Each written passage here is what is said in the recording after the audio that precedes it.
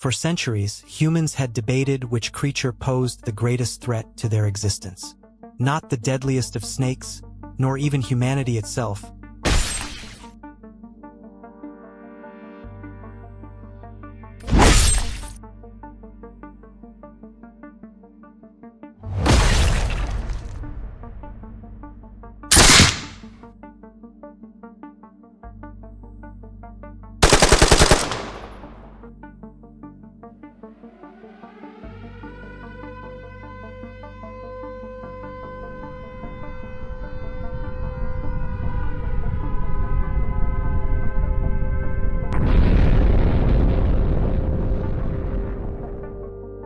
But something far smaller and far more insidious, the mosquito. Every year, an average of 725,000 humans perish due to these tiny bloodsuckers, a figure nearly 1.5 times higher than the deaths caused by other humans, which numbered around 475,000. Despite this, humanity failed to take them seriously. They should have questioned it more. Why did mosquitoes crave human blood? The explanation had always been simple. They needed nutrients for reproduction. But wasn't that strange? There were countless other ways to obtain nourishment. Why, of all things, had they evolved to harvest blood? The truth was far more terrifying. They had not been feeding. They had been collecting. For years, centuries, even, these demonic creatures had been silently gathering DNA from all walks of life. Every bite, every drop of blood taken was another fragment added to their unknown design. They had been waiting patiently for the right moment. And then the moment arrived. In an instant, the mutation occurred. Mosquitoes, no longer mere parasites, became the world's greatest predator. In less than a week, half of the human race had fallen.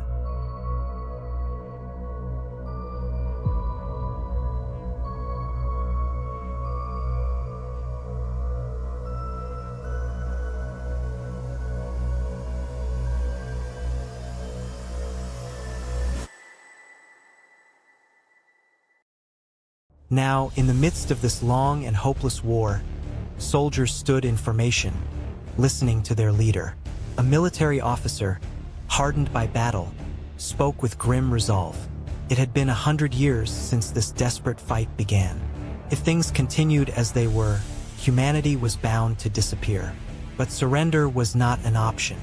When he asked if they were to give up, the soldiers roared in defiance.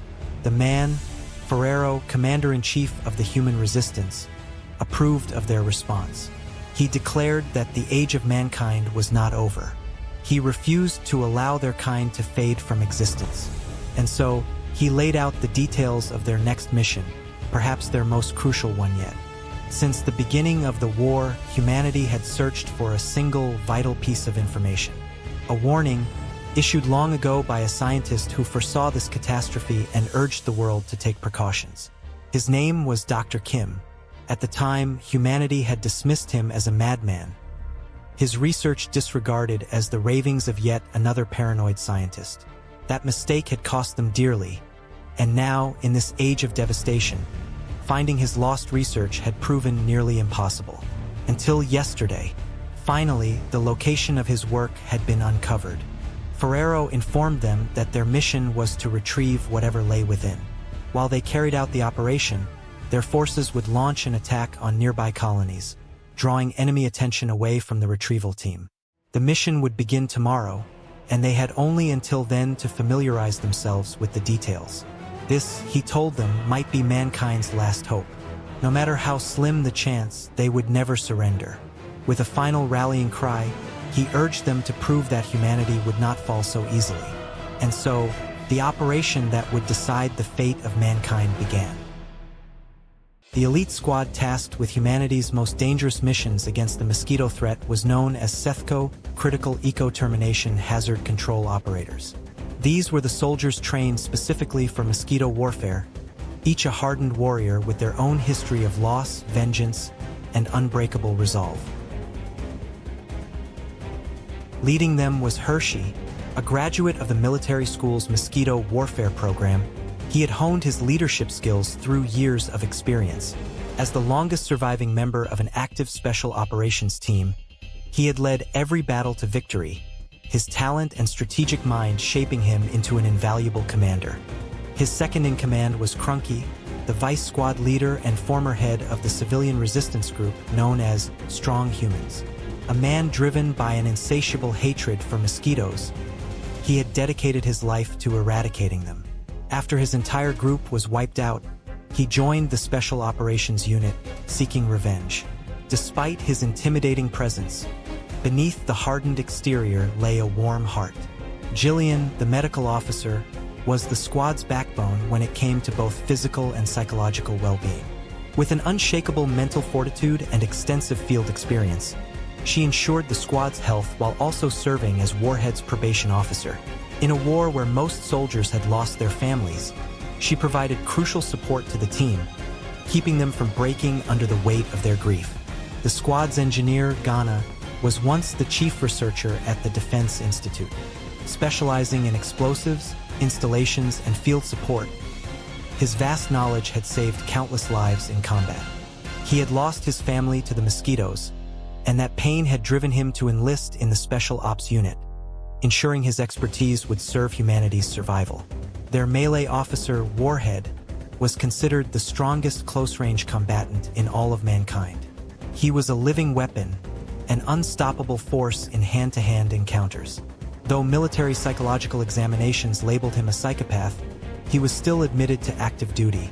There was simply no room for hesitation when faced with humanity's extinction. His raw combat power was an undeniable necessity. Finally, their recon officer, Kisses, possessed the best shooting ability of any human left alive. Her instincts were razor-sharp, her ability to detect danger nearly supernatural, and her survival skills unmatched. She was the lone survivor of an abandoned zone, discovered at the age of 12 and rescued by Hershey himself. That moment had set her on a path unlike any other. She became the youngest person ever admitted into a special operations squad. Would this squad be able to retrieve Dr. Kim's research safely? Would the results of that research offer humanity a new chance to strike back? What exactly had Dr. Kim left behind as mankind's last hope? As the squad stood ready, Ferrero saluted them and the entire assembled army, his final words echoing through the ranks. "May God bless you all." With that, the operation commenced. The squad arrived at the research facility. Working quickly, they managed to breach the door, stepping into the unknown. Meanwhile, the army prepared for battle. The weight of their mission loomed over them, but they had no choice but to fight. The brutal reality was clear: only 5,162 humans remained on the planet, and against them stood a relentless swarm of 1.5 trillion mosquitoes.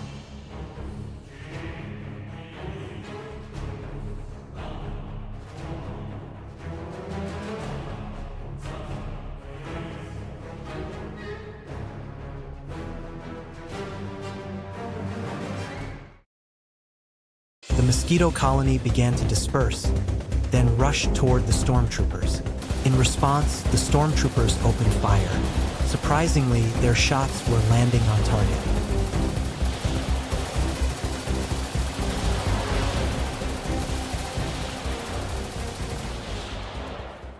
Meanwhile, back with the squad, Hershey instructed Ghana to set up a motion sensor at the door. He then turned to Kisses and asked if she sensed anything, but she replied that she didn't, at least not yet. They proceeded to turn on the power. As the facility came to life with a hum, all the machines and equipment began to activate. In a dimly lit room, a capsule stood at the center, its surface illuminated by the flickering glow of power being restored. As the energy coursed through the mechanisms, a faint movement stirred within the capsule. Kisses suddenly noticed something. Back at the confrontation, the stormtroopers continued their assault against the mosquito colony. One of them noted that the mosquitoes had suddenly stopped, but another dismissed his concern and ordered him to keep shooting. Then, another stormtrooper reported to the army general that a portion of the mosquito swarm was breaking away from the main group. The general's mind raced as he realized they might have been discovered. The breakaway group was heading toward the research facility. Inside the facility, the squad members scanned their surroundings. The place was far too large to be just a simple laboratory. They questioned what Dr. Kim could have possibly been using such a vast structure for. Kisses voiced her unease, saying that something felt off. Suddenly, Gana's motion sensor flared to life. He quickly confirmed that they had been found. Without hesitation, Hershey commanded the group to run. As they rushed into a tunnel, Hershey ordered them to stop. He turned to Warhead and declared that he would stay behind to defend the tunnel while the rest continued their search. Jillian was then instructed to give Warhead 5 combat patches and 1 Z9. Jillian was surprised that Hershey wanted her to give Warhead a Z9. Hershey simply nodded in response. She turned to Warhead and, as she handed the supplies over, she warned him to only use them if absolutely necessary. With no time to waste, Hershey led the others deeper into the facility, leaving Warhead behind to stand guard. As the squad reached a network of branching tunnels, Hershey made the call. They would split up and search different paths.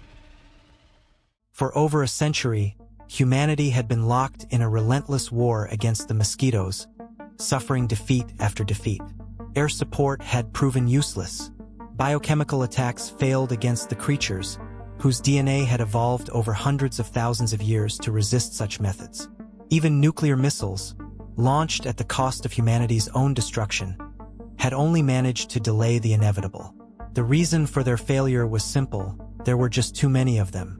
After countless failures, mankind shifted its strategy. Instead of focusing solely on attack, they developed technology designed to endure. And here, standing at the peak of that advancement, was its strongest result. A two-handed sword forged from graphene, hundreds of times stronger than steel. Combat patches that heightened adrenaline secretion while supplying 10,000 kilocalories of energy.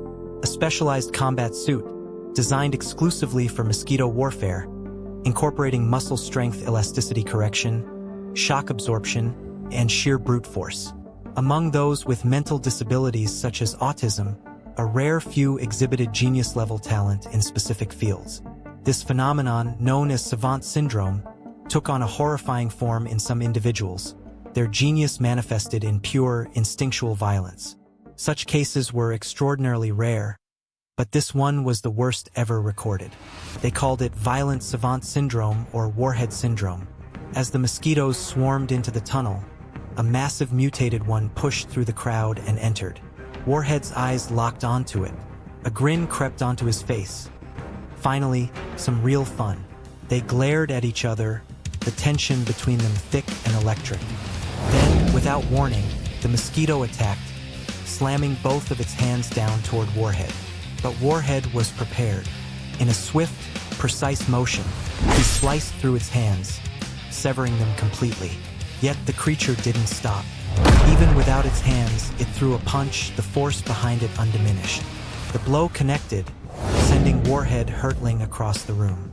Before he could recover, the mosquito dashed after him, launching another devastating punch. Warhead countered in an instant, his blade flashing as it cleaved through the mosquito's arm, splitting it in two. The mosquito attacked again, refusing to relent.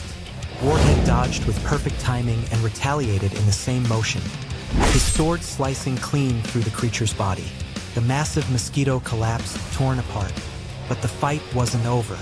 Some of the mosquitoes had already slipped past him, chasing after the other squad members.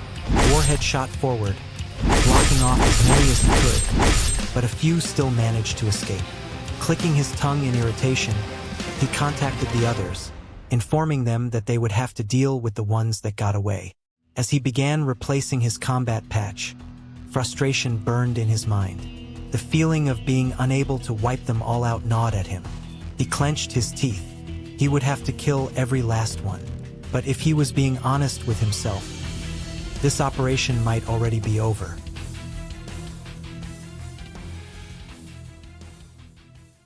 The members of the squad were searching through the research facility, moving room by room with steady focus.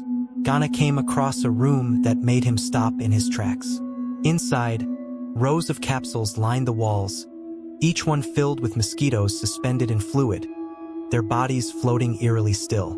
As he stood there, Quietly observing the unsettling sight, his thoughts drifted to Dr. Kim. He stared at one of the mosquitoes, trying to piece it all together, and began to wonder what exactly Dr. Kim had been trying to do.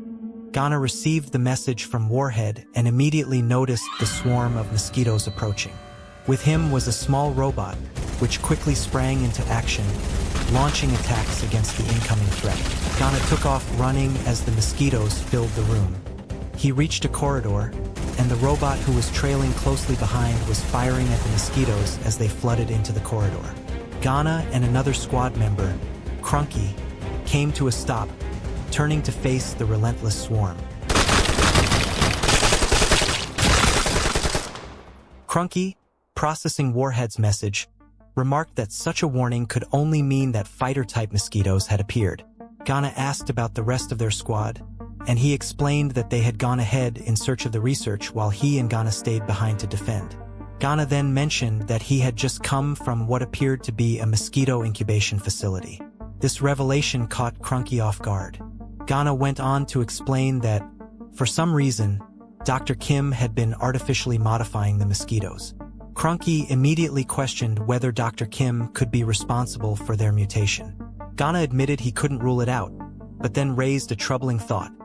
If Dr. Kim had caused this, why would he have left a message instructing them to find the research?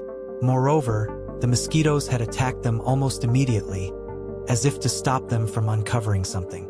Ghana couldn't help but wonder what Dr. Kim was hiding. Meanwhile, Warhead was struggling after his intense battle with the mosquitoes. Suddenly, the swarm halted, falling eerily silent. He stood there, catching his breath, trying to comprehend what was happening. Kisses, sensing something was wrong, froze. Hershey noticed and questioned her. Without hesitation, Kisses shouted a warning. There was danger, and they had to hurry. The swarm of mosquitoes then began parting, making way for one of their own. As the lone mosquito advanced toward Warhead, he immediately recognized that it was different from the rest. Something about it unsettled him. He could feel it in his gut. If he fought this one, he would die. Yet, strangely, the mosquito wasn't attacking. It simply stood there, watching him as if waiting for something. Warhead wondered if it was giving him time to recover, which only deepened his unease. Realizing he had no other choice, he made a decision. It was too bad for this mosquito, he thought. He reached for the Z9 patch, a creation known as mankind's ultimate weapon against mosquitoes. Those who used it gained overwhelming power, but at the cost of their own life. As he held it, his eyes fell on the message inscribed upon it. "We will remember you." With grim resolve, Warhead pressed the patch onto his forehead, triggering his transformation. The surge of power coursed through him, and without hesitation, he launched himself at the mosquito. In an instant, his head was severed from his body. His decapitated form fell to the ground, and the mosquito stood over him with a creepy expression.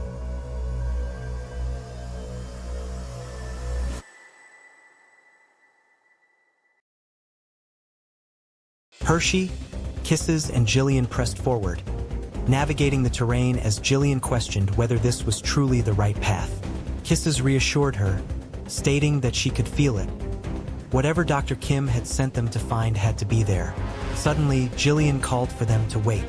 She brought grim news. Warhead had fallen. Meanwhile, Ghana and Crunky fought off the relentless swarm of mosquitoes, firing their weapons until they both ran out of ammunition.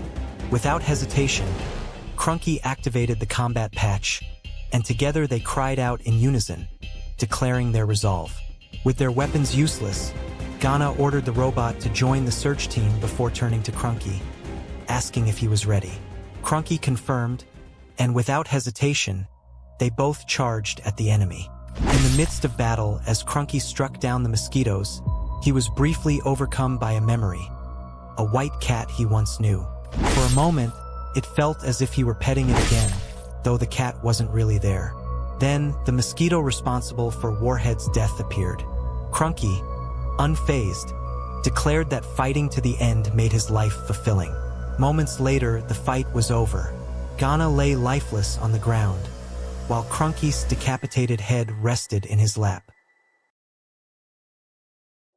Elsewhere, the stormtroopers continued their desperate struggle against the mosquitoes.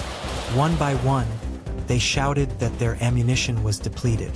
A soldier turned to the army leader, confirming that they had no more bullets left. The leader responded with a resolute command. They would fight with their swords. The soldiers, undeterred, repeated the same battle cry Crunky had once shouted, pledging themselves to their fallen comrades. The leader echoed their resolve before leading them into a final charge against the enemy.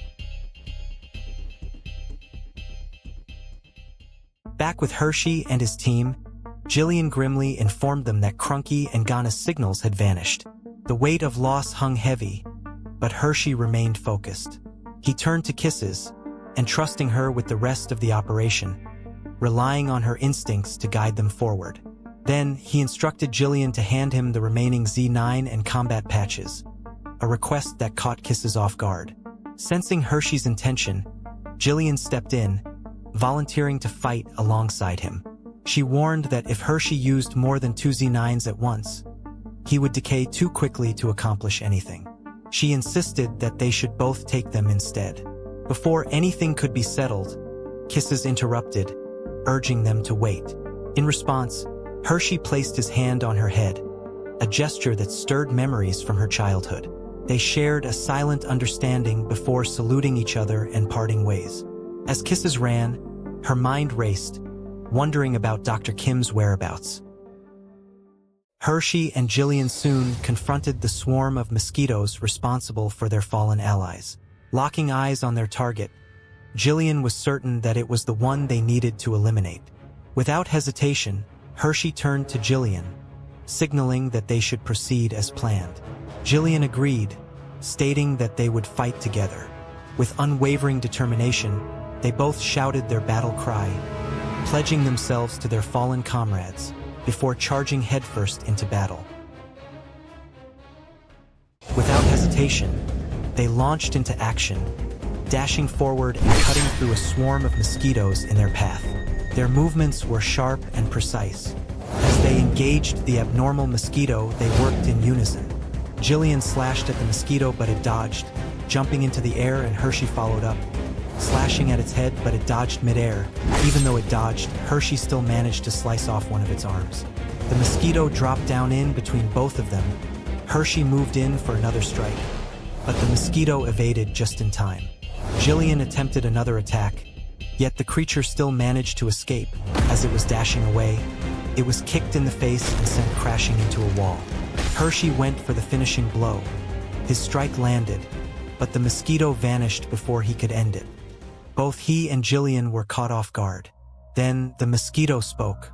"You are strong," it said. The sound of its voice stunned them. Jillian barely processed what had just happened. As they watched, the mosquito ate one of the smaller mosquitoes, and its wounds began to heal at an alarming rate. Its body started to shift, horns sprouted from its head. Its skin darkened to a deep red, and wings unfurled from its back. The transformation was complete. Hershey steadied himself. The creature was coming. The mosquito declared its intent to kill, driven by devotion to the Great Mother and the unity of life. In an instant, the mosquito dashed forward, striking Jillian with brutal force.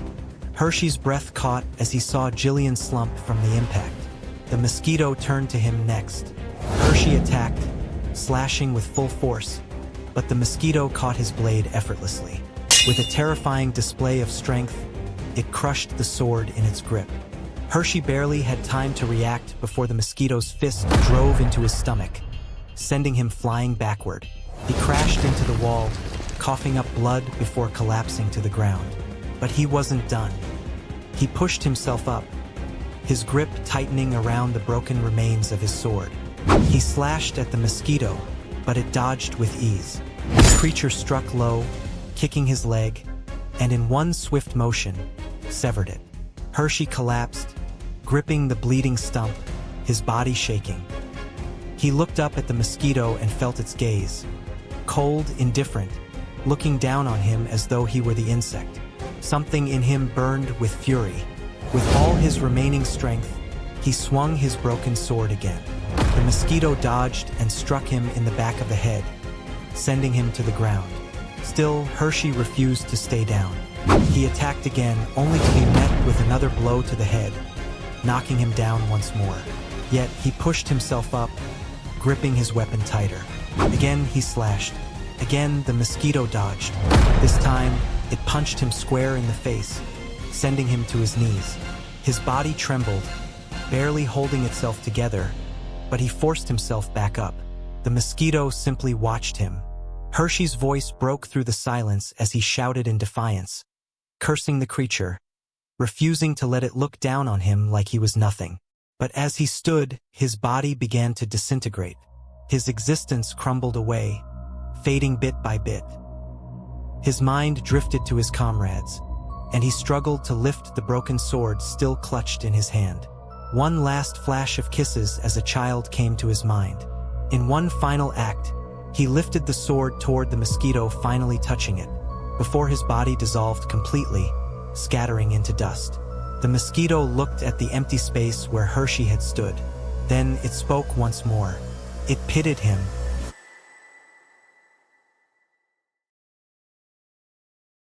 A flashback to Kiss's childhood emerged. Hershey looked down at the small girl before him and asked for her name. The land had been a wasteland for nearly 10 years, a place where speech itself might have been forgotten. Jillian observed her and commented that she might have never learned to speak, or perhaps she had simply forgotten how. But inside, Kisses protested. She knew how to speak, yet her lips refused to move. Hershey placed a gentle hand on her head.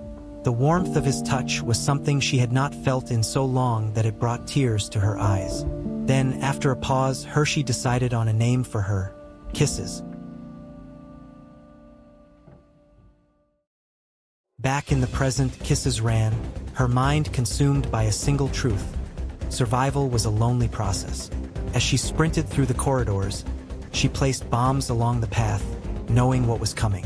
The mosquitoes swarmed behind her, their relentless pursuit triggering the sensors on the bombs. One by one, the explosives detonated, sending debris crashing down and blocking the creature's advance. But the mosquitoes did not stop.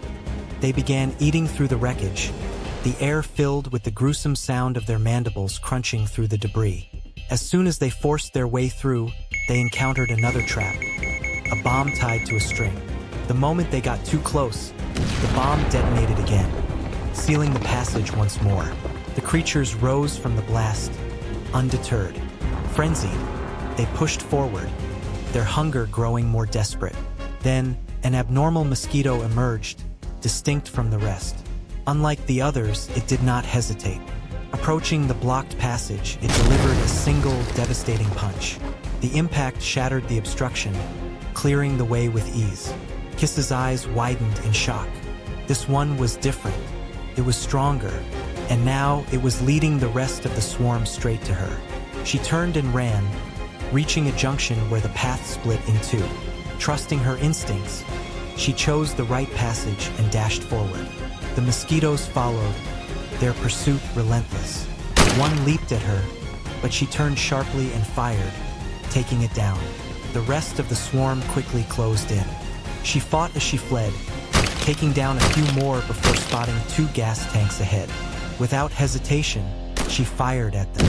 The resulting explosion shook the structure, engulfing the mosquitoes in fire and smoke. She kept running. Suddenly, another mosquito lunged at her. With fluid precision, she dodged the attack and fired, dropping it instantly. Without pause, she flowed into the next motion, her blade slicing clean through another that dived at her from above. Her movement remained uninterrupted as a third came rushing toward her. She raised her weapon and fired, the shot landing squarely in its head. Yet another creature closed in, but she met it with a swift strike, cutting it cleanly in two. Her face remained hardened, eyes unwavering. She wore a steeled expression as she moved with deadly grace, taking each one down without hesitation. Meanwhile, on the battlefield, the army continued their desperate fight against the swarm. The commander, watching the chaos, questioned if it was time to retreat. Elsewhere, Kisses approached an open space, moving cautiously. Back on the battlefield, a soldier responded urgently. The last remaining Sekko team member was still carrying out the mission. The commander, regaining his resolve, roared to his troops, rallying them to slaughter every last mosquito in their path. Kisses reached a massive door. As she stepped closer, a scanner activated, sweeping over her body. After a moment of analysis, it confirmed her as human. The heavy door slowly began to open, revealing a vast chamber inside. At its center, a huge metallic capsule stood in eerie silence. Then, without warning, the red mosquito appeared behind her.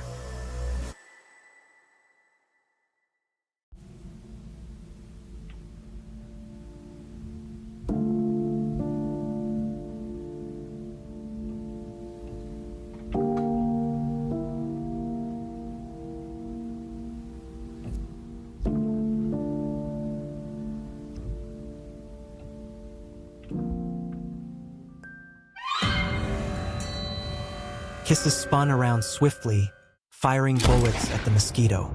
The bullet shot through the air, aimed precisely at the mosquito's eye, the one vulnerable point on its body. But just before impact, the mosquito raised its limb and effortlessly caught the bullet mid-flight. In that instant, it acknowledged Kiss's precision, noting how she had aimed for the one vulnerable spot on its body. It expressed admiration, remarking on her ability to fire 2 bullets, one for each eye. The mosquito's tone shifted to intrigue as it stated that she had piqued its interest. Without hesitation, Kisses lunged at the mosquito, but it effortlessly caught her arm. Undeterred, she pulled out a smaller gun and fired directly at its face. Smoke filled the air, but as it cleared, the mosquito stood there, completely unharmed. With a sudden, forceful motion, it hurled Kisses across the room, sending her crashing into a wall. Before she could recover, the mosquito dashed toward her. Using just a single finger, it pierced her leg. A scream escaped her lips as she collapsed, struggling to move. Her eyes darted toward a switch on the wall, the control for the capsule. The mosquito noticed her gaze and immediately spoke, questioning if she intended to open it. It explained that something behind that door posed a threat to its survival. At that very moment, its instincts screamed against allowing the door to be opened. Kisses, still on the floor, looked up at the creature and accused it of acting purely out of self-interest. The mosquito dismissed her words, claiming that humans misunderstood its kind. It insisted that while humans saw them as destroyers, they were, in truth, guardians of life. It spoke of the survival instincts embedded within all living beings, the fundamental drive to persist and multiply. This was the natural order, species killing and being killed in an endless cycle to create the most favorable conditions for survival. Then its tone turned accusatory. Among all creatures, humans were the most vile. Despite already being at the top of the survival chain, they continued to destroy, not for their species, but for their nations, their communities, even their own selfish desires. The mosquito declared that its kind had found a way to end that destruction. They had unified all life under one species, eliminating the divisions that led to endless conflict. It proclaimed this to be the most rational way for all life to continue. Kisses listened, then responded calmly, asking if that meant everything but their kind was deemed impure and exterminated. The mosquito confirmed her assumption, praising her intelligence for understanding so quickly as it prepared to kill her. With a smirk, Kisses appeared to surrender, stating that she would leave the survival of her species in its hands and would not resist. The mosquito, seemingly pleased by her decision, promised to end her life painlessly as a sign of gratitude. It even acknowledged the conversation as a pleasant one. Then, in an instant, Kisses shouted a command. A small robot leaped toward the mosquito, providing a crucial distraction. Seizing the moment, Kisses dashed toward the switch. The mosquito reacted quickly, capturing the robot in its grasp just as it released a blinding flash of light, meant to obscure its vision. But the mosquito was not fooled. Before Kisses could reach the switch, it grabbed her leg and slammed her against the wall once more. Blood escaped her lips as the impact left her severely injured. The robot was also destroyed in the struggle. The mosquito stepped toward Kisses, expressing disappointment. It had intended to kill her painlessly, but she had made things difficult. But Kisses, despite her injuries, smirked. She told the mosquito that the real pity was not for her, but for it, or rather, for all of them. Memories from Kisses' past flashed through her mind. She recalled a gift she had once received from Hershey. At that moment, the capsule began to open. Steam hissed as the doors released, and water gushed out. From within, a pale, bald man tumbled out of the chamber.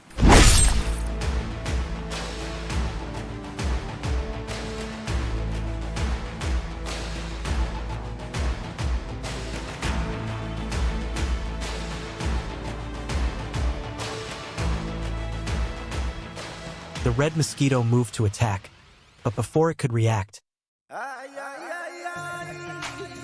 man stood up and, with immense force, delivered a punch that sent the mosquito crashing into a wall.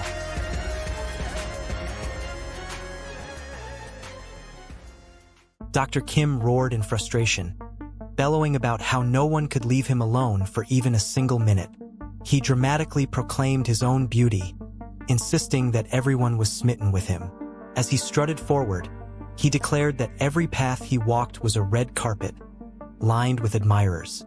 Coming face to face with Kisses, he continued his loud monologue, mimicking the flirtations of others and dismissing their efforts as meaningless. But then, with a sudden shift in tone, he shouted about his desire to fall in love, yearning for someone who could make him feel something entirely new. He vowed to wait no matter how long it took. Kisses simply stared at him, her expression blank. Meanwhile, a swarm of mosquitoes began approaching from behind. Without missing a beat, Dr. Kim delivered a single powerful punch, taking them all down instantly. Kisses was left in shock at his overwhelming strength.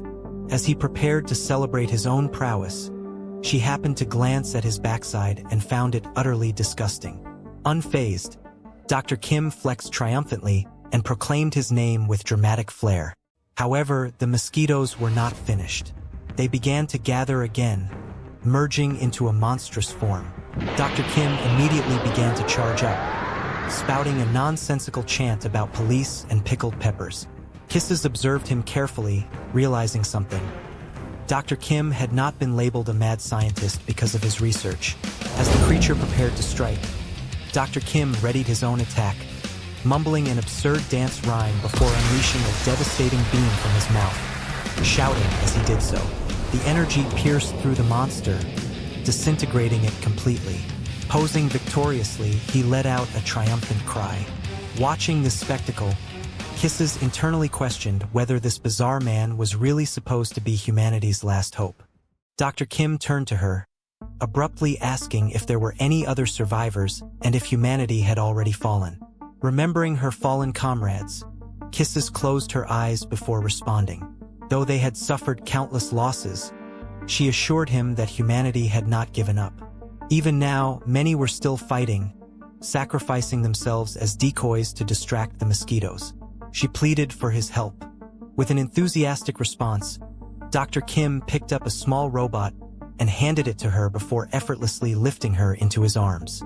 Declaring that they would go save the decoys, he launched into the air. As they floated, Kisses was momentarily stunned. Then reality hit. Suddenly, they began to fall. Dr. Kim landed on the top of a tree, bouncing off with ease. When Kisses realized they had been flying just moments ago, she expressed her surprise. Dr. Kim nonchalantly corrected her, stating that he was only jumping. Confused, she pointed out that he could shoot laser beams but couldn't fly. He dismissed her comment, casually explaining that those weren't beams at all. He had simply spat really hard. Kisses looked visibly disappointed upon hearing that. Back on the battlefield, the soldiers prepared for what they believed to be their final moments.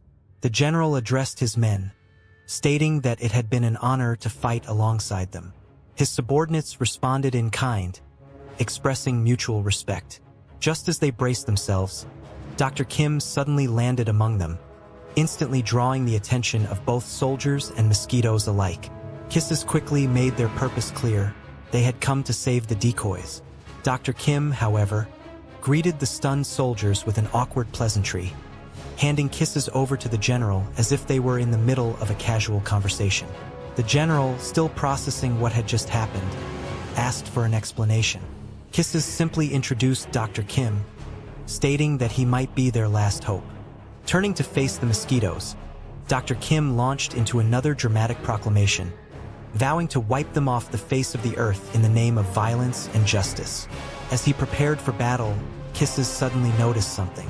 She recognized his stance and movements. It looked oddly familiar. Dr. Kim declared himself the world's greatest man, explaining that to be a scientist was to aspire to be just that.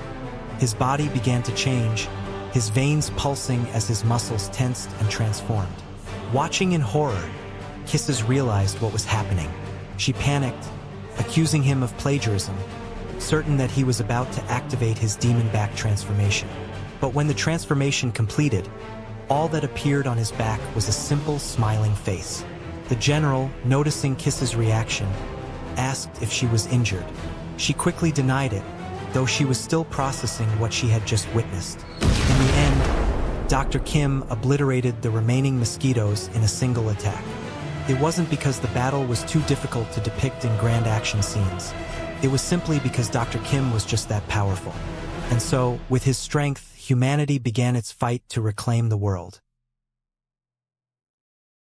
Elsewhere, in a dark and distant place, a mosquito knelt before a superior figure, the higher-ranked being acknowledged the loss of the prince and the unexpected revival of Dr. Kim. Without hesitation, they decreed that it was time to set their plans into motion.